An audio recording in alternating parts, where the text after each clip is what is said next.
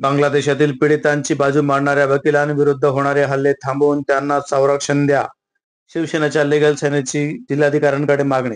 शिवसेना शिंदे गटाच्या वकिलांच्या लीगल सेलच्या वतीने बांगलादेश येथील सद्य परिस्थितीवर आज दिनांक 11 बुधवार रोजी दुपारी 2 वाजेच्या सुमारास जिल्हाधिकाऱ्यांना विविध मागण्यांचे निवेदन देण्यात आले. दिलेल्या निवेदनात नमूद करण्यात आले की केंद्र सरकार, बांगलादेश सरकार आणि आंतरराष्ट्रीय मानवाधिकार समुदायाला विनंती आहे की त्यांनी या गंभीर समस्येकडे लक्ष द्यावे आणि बांगलादेश सरकारला कडक संदेश द्यावा. भारत सरकार हिंदूंच्या सुरक्षिततेची खात्री करण्यासाठी आणि त्यांना त्यांचा धर्म आणि संस्कृती पाळण्याचे स्वातंत्र्य देण्यासाठी बांगलादेश सरकारवर दबाव आणावा.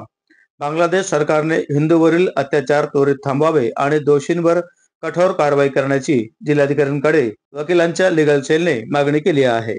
संबंध आपण बघतो की बांगलादेशमध्ये जो त्यांचा अंतर्गत जो कलह होता, अंतर्गत जी अशांतता होती, अंतर्गत धुसफूस होती, त्या धुसफुसीच्या निमित्ताने आता या बांगलादेशवासियांनी हिंदू धर्मीय असतील, बौद्ध धर्मीय असतील, ख्रिश्चन धर्मीय असतील, या तिघांनाही या लोकांनी टार्गेट केलेलं आहे.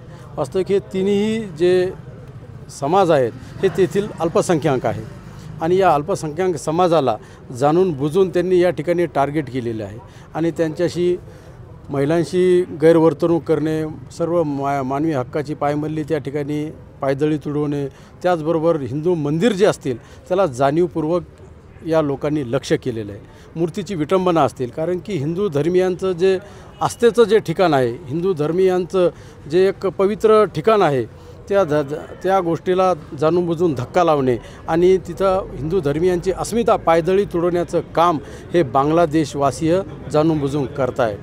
त्या ठिकाणी बांगलादेशचे इस्कॉनचे जे प्रमुख होते त्यांच्यावर इतका अनवणित छळ केला या लोकांनी की त्यांना ज्या मुस्लिम वकिलांनी सुद्धा त्यांचं वकीलपत्र घेतलं त्यालासुद्धा या जमावाने ठार मारलेलं आहे. अशा प्रकारचे त्यांनी अत्यंत म्हणजे नृशंस पद्धतीने यांची हत्या केलेली आहे.